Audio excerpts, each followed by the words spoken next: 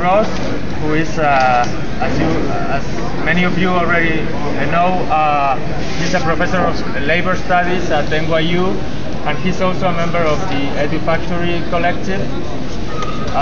He's going to give us a short presentation, maybe around 30 minutes, something like that.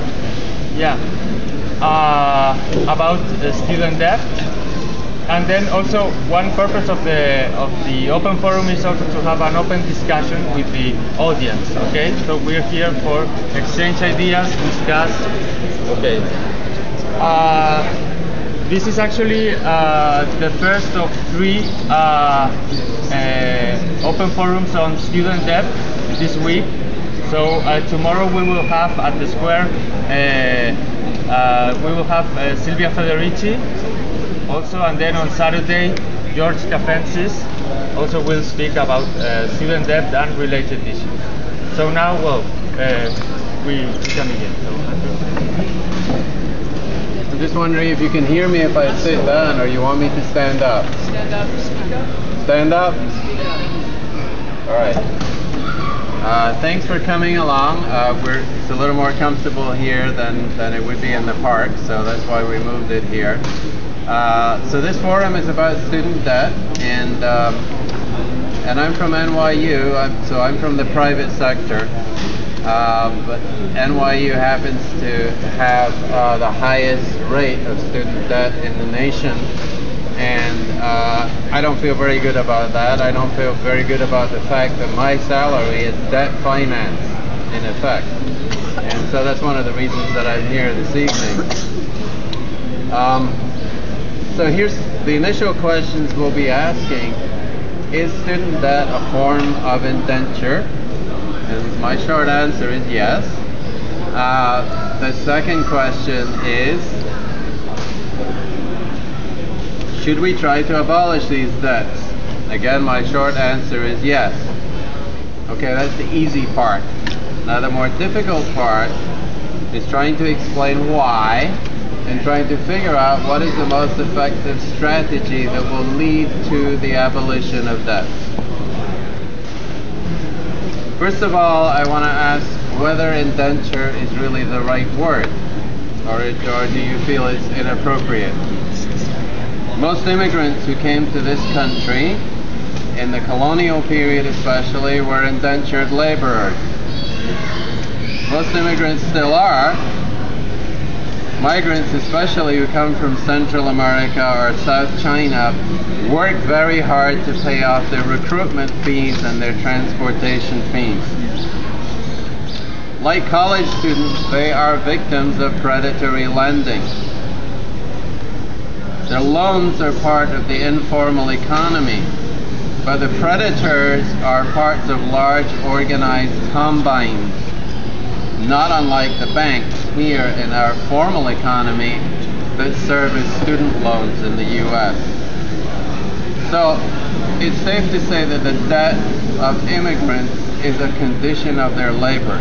The debt of immigrants is a condition of their labor.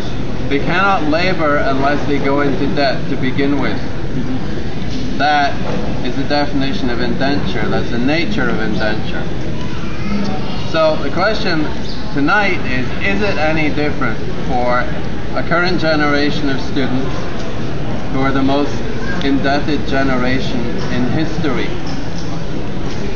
We've been told that in the knowledge economy, it is impossible to get a job unless you have a college degree.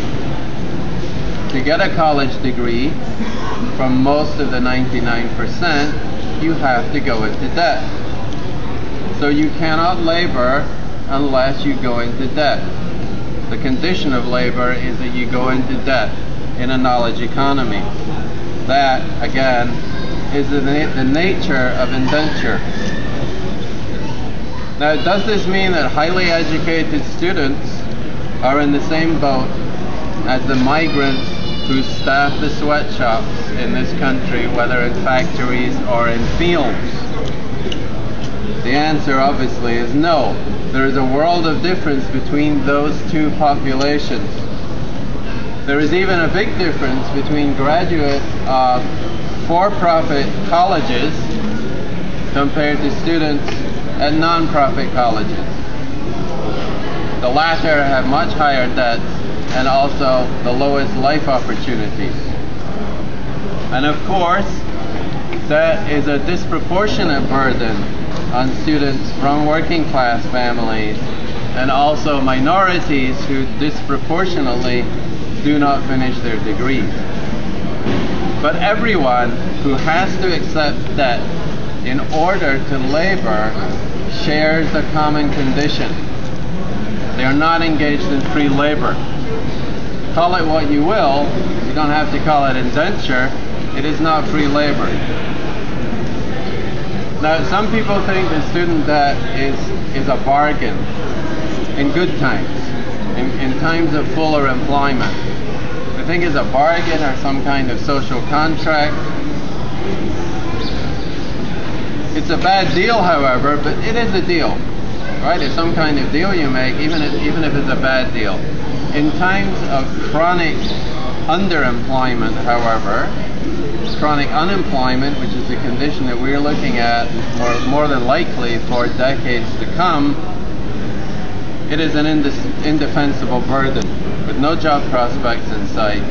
It's not a deal, it's not a bargain, it's not a contract, it's an indefensible burden and an unsustainable moral burden for society to expect students to take on. And I would argue that it is a burden that should be lifted. Now, it's not only a burden, it's also a racket. It's a profiteering racket. It's a form of profiteering in which the federal government has given all of the powers to the creditor and none whatsoever to the debtor. This racket involves thousands of banks or private lenders. The loan industry is, for example, is legally able to garnish wages, tax returns, Social Security, and disability payments with impunity. In fact, it's actually more profitable for the lender if the student defaults. Massively more profitable for the lender if the student defaults. Why is that? Lenders are allowed to impose massive usurious penalties and fees for delinquent loans. Collection rates of up to 25% can be applied to the debt by the collection agencies that are asked to collect the money. And those collection agencies often belong to the original lenders. So the lenders get a second bite of the apple, if you will. So that's 25% over and above the payments and the interest that you would be making as a defaulter. By contrast, all right, these are all the powers and the fiscal permissions that the government gives to the creditor. By contrast, our federal government has stripped away any of the standard consumer protections that are available to debtors. And I'm sure some of you know about some of these.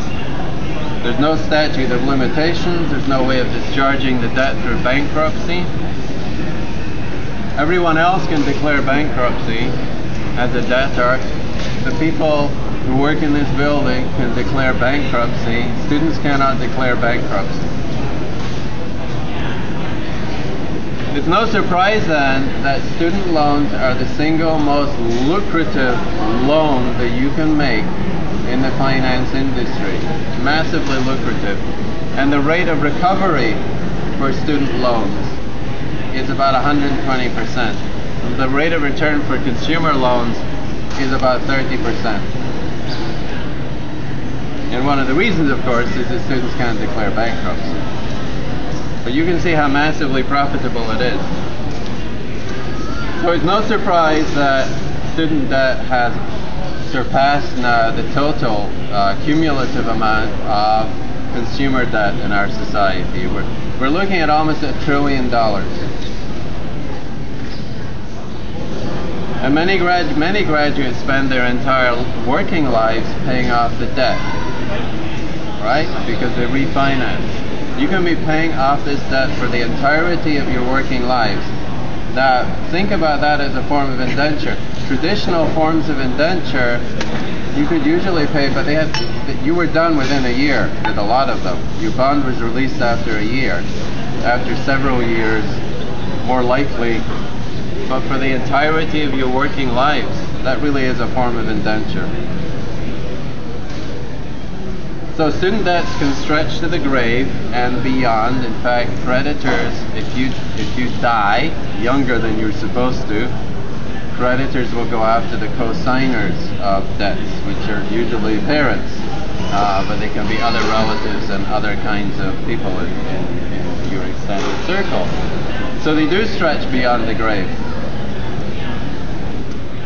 Now, I want to make it quite clear that this condition is not a result of the recession.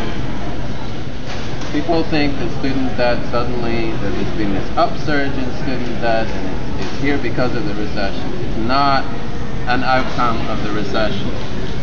It's been going on for 30 years. And that 30-year period is a very significant one for a lot of us. Because in that 30 years we've seen a shift in profit making away from the productive sector to the finance sector. And the reason why that happened is that the profits from manufacturing, the profits from traditional banking got to be a little too thin, a little too narrow. And so there was a shift in the interest of capital investors towards the finance industry, towards speculation and subprime lending and so on and so forth. And you know the story, most of you, behind that.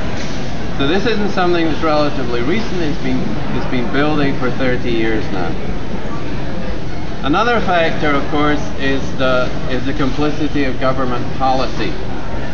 Government in that same period of time has shifted its responsibilities for basic social reproduction onto individuals. Last year, the Obama administration withdrew, as part of a big reform, a much wanted reform, the Obama administration withdrew its subsidies to private lenders. Up until then, the government was subsidizing the private lenders who originated student loans, making those loans, in effect, entirely risk-free. I mean, massively profitable loans, completely risk-free. So the government closed that little window,